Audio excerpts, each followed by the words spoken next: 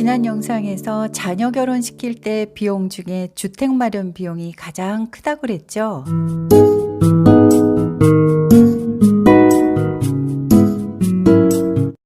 안녕하세요. 행복한 중년TV의 행복요정입니다.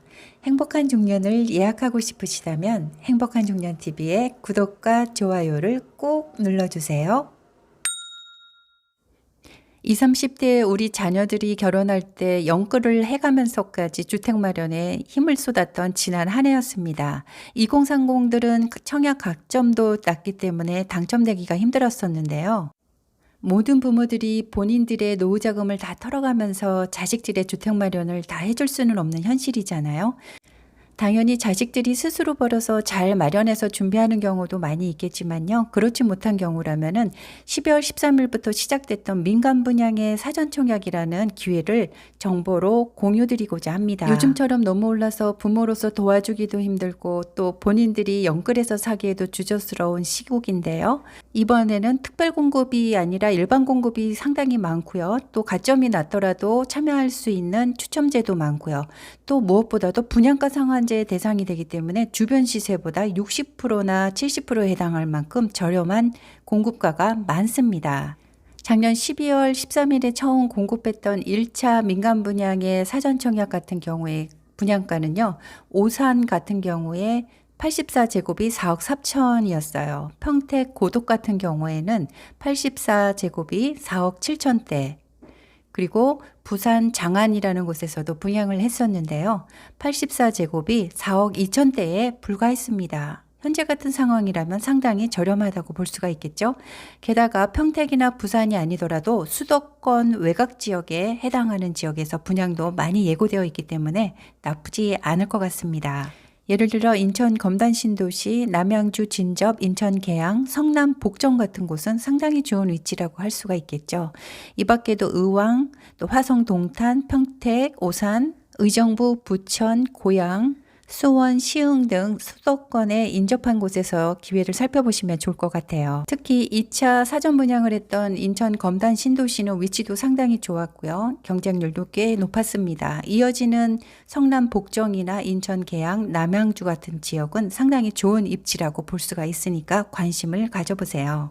이미 입주가 끝난 주변 지역과 비교했을 때 4억대 입주했던 84제곱 평형이 8억대에 호가하고 있는 현재 상황이라고 합니다. 표에서 보시는 것처럼 이미 접수가 끝난 2차 민간 사전 청약의 경쟁률은 상당했었는데요.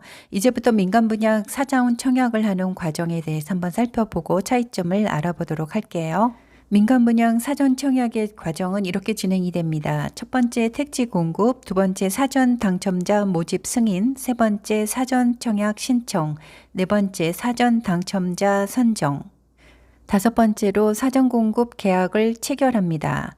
여섯 번째 최종으로 의사를 확인한 후에 일곱 번째 본 청약에 들어갑니다. 1월에 2차 분양을 했던 경우에는 9월이 본 계약이 예정이라고 했습니다. 마지막으로 공급 계약 체결이 됩니다. 공공 분양과 민간 분양에 있어서의 사전 청약 차이점이 몇 가지 있습니다. 공공인 경우에는 특별 공급이 85%에 상당하고 있고요. 민간인 경우에는 특별 공급이 60%대로 상대적으로 일반 분양이 40%에 가깝습니다. 즉 당첨 확률이 일반인들에게 더 많이 기회가 돌아가겠죠. 사전 자격 심사에 있어서 청약 제한이나 일반 공급이나 특별 공급에 있어서의 청약 자격에 관련된 부분은 같습니다. 그 동일한 자격은 사전 청약 시 기준으로 청약 자격이나 기준 제한을 판단한다라는 것입니다. 다음은 사후 자격 심사에 관련된 것인데요. 주택수를 유지하는 것과 거주 기간을 충족하는 것에 관련된 부분은 동일합니다.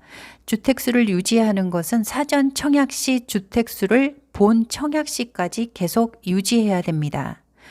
또 거주 기간을 충족하는 부분에 있어서는요. 2년 해당 지역에 거주해야 하는 조건이 6개월 정도 모자랐다 하는 경우라면은 그 거주 기간 및 충족 기간을 본 청약 시까지 충족시켜야 됩니다. 그런 것을 전제로 해서 당첨되는 것입니다. 다음 사전 청약 당첨 후의 제한 사항이라는 부분이 가장 중요한 차이점입니다. 주목해서 한번 보실게요.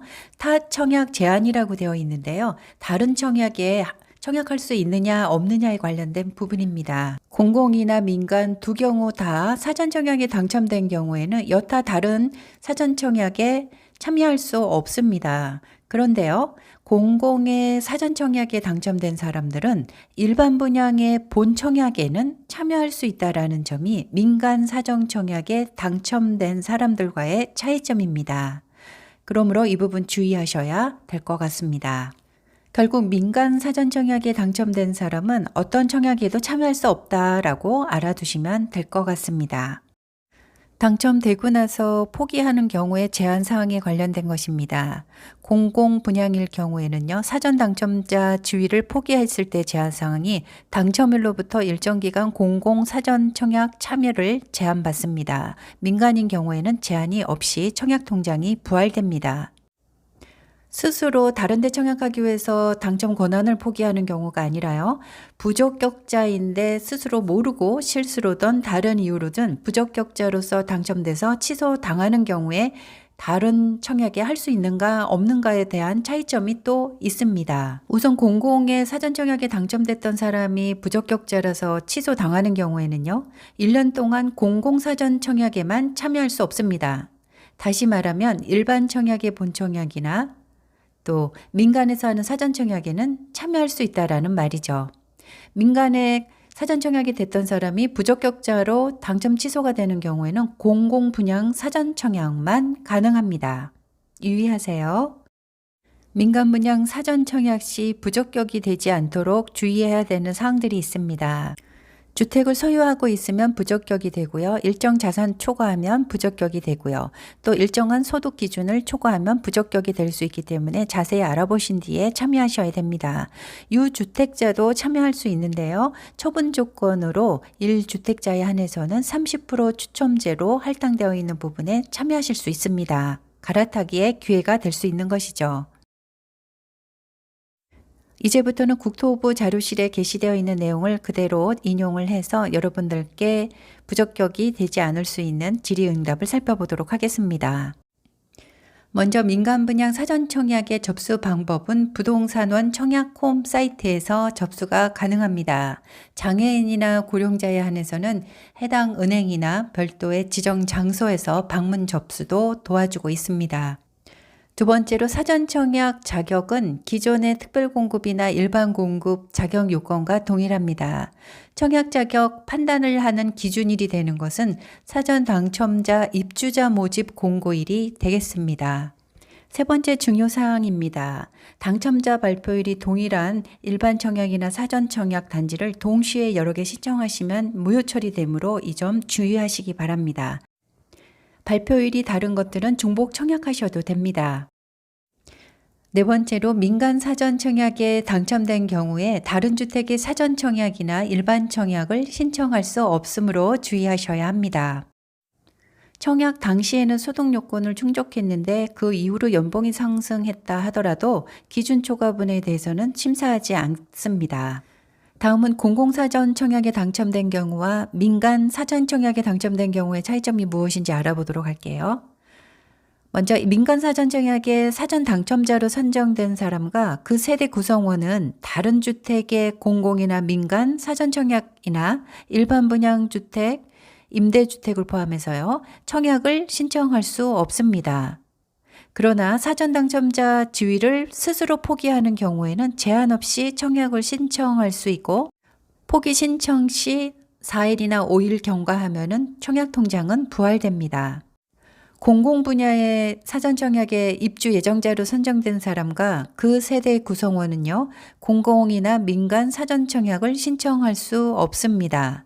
그러나 일반 분양주택, 분양전환 임대주택을 포함합니다. 이 경우의 청약은 신청할 수 있습니다.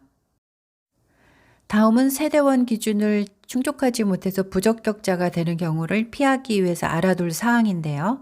사전 청약 당첨 이후에 세대를 분리하거나 세대를 통합하거나 결혼 등으로 세대원이 변경된 경우에 주택수 판정, 즉 무주택자인가 유주택자인가를 판정하는 자격 인정이 어떻게 되는가 하는 부분입니다.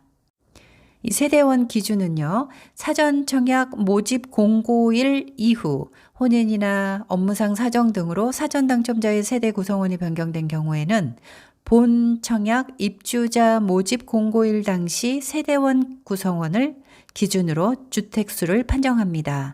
이때 모집 공고일 기준으로 무주택자이면 된다라고 판정하시면 되겠습니다.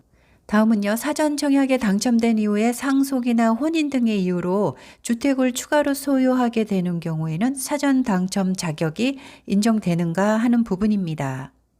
사전 청약 모집 공고일 이후에 사전 당첨자 및 그 세대원이 상속을 원인으로 주택을 추가로 얻게 되었을 때는요, 주택수 유지 의무의 예외로 인정받을 수 있습니다. 그러나 상속 이외의 사유, 혼인을 했다던가 증여를 받았다던가 하는 이유로 주택수가 추가된 경우에는 예외로 인정될 수 없고 무주택자나 1주택자로 인정될 수 없다라는 점 유의하시기 바랍니다. 다음은 해당 지역에 2년 이상 거주해야 되는 기간에 관련돼서 잘못 판단해서 부적격자로 당첨되는 일을 피하기 위해서 알아두셔야 될 사항입니다. 한번 살펴볼게요. 사전 당첨자 모집 공고일로부터 해당 지역에 거주하기 시작한 사전 당첨자가 이후로 계속해서 2년간 거주하다가 본 청약 입주자 모집 공고일 이전에 다른 지역으로 이사한 경우에는 사전 당첨 자격은 유지되는가요? 하는 부분입니다. 사전 청약 모집 공고일 당시에는 거주 기간을 충족하지 못했지만 해당 지역에 거주하고 있었고 본 청약 입주자 모집 공고일까지 거주 기간을 충족했던 이력이 있다면 본 청약 입주 모집 공고일 현재 해당 지역에 거주하지 않더라도 거주 기간을 다 채운 것으로 인정됩니다. 즉 해당 지역에서 2년 거주 기간을 채운 후에 다른 지역에서 거주하는 것은 문제가 없습니다.